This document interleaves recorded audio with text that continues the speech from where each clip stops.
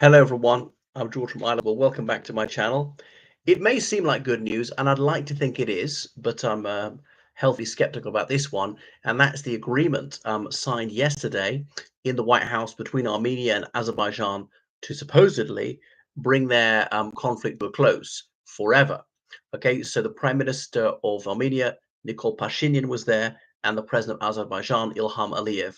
There is a president of Armenia as well, but he's a figurehead. So that was brokered by President Donald J. Trump.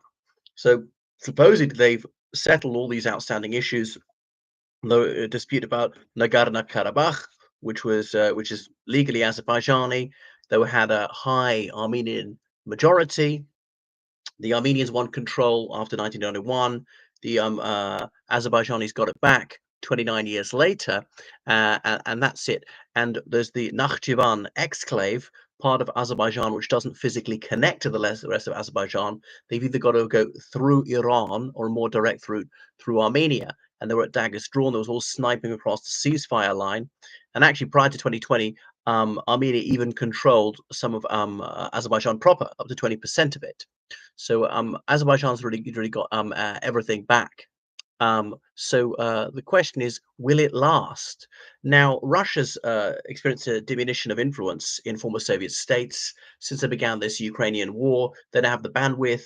Militarily, they perform very poorly, despite holding all the cards. A 10-to-1 advantage in planes, helicopters, tanks, artillery, armored personnel, carriers, everything, that they still haven't defeated Ukraine after 3.5 years and gone from ruling 10% of it to controlling 20% of it. That is deeply unimpressive. So that their military kit's been proved to be useless. They're not a very helpful ally. Remember, Armenia is a former military ally of theirs, part of the Collective Security Organization, and the Russians did almost nothing for them when Armenia proper was attacked.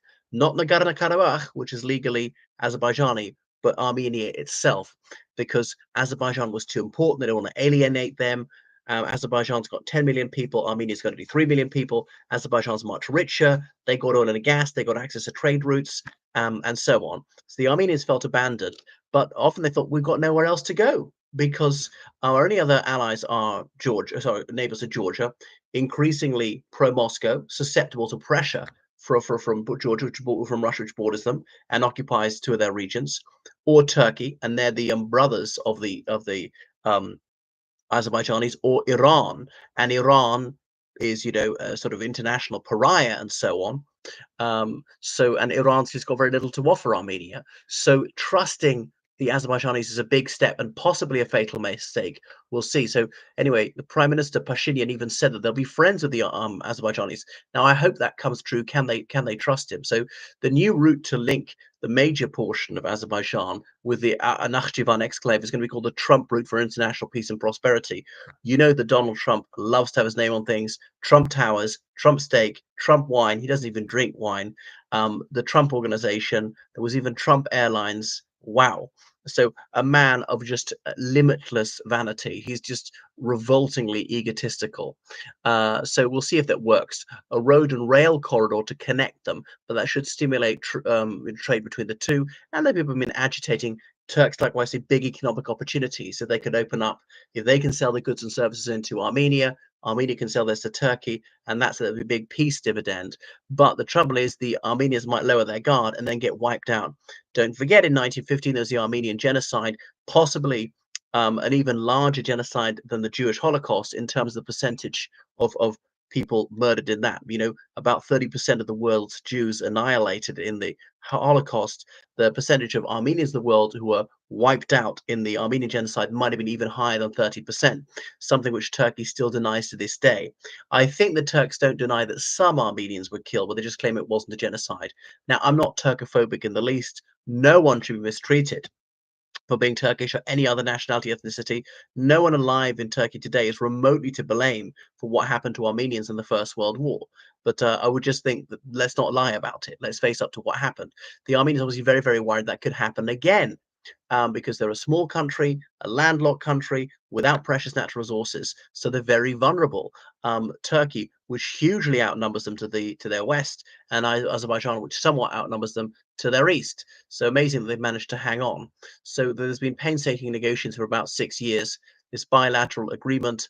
They will do more commerce between each other. They will buy and sell energy, particularly Azerbaijan's oil and gas. They have that Ceyhan pipeline going via Georgia into Turkey and out to the Mediterranean Sea. There'll be a more direct route through Azerbaijan, so through Armenia.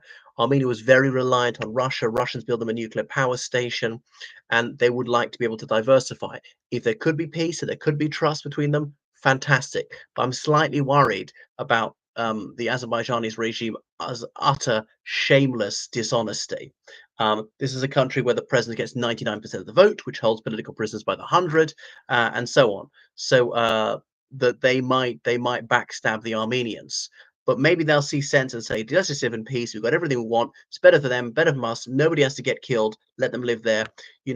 Aliyev has even said the Armenians were only guests there. I've seen maps produced by the Azerbaijani government claiming most of Armenia as Azerbaijan, even claiming a lot of Georgia as Azerbaijan.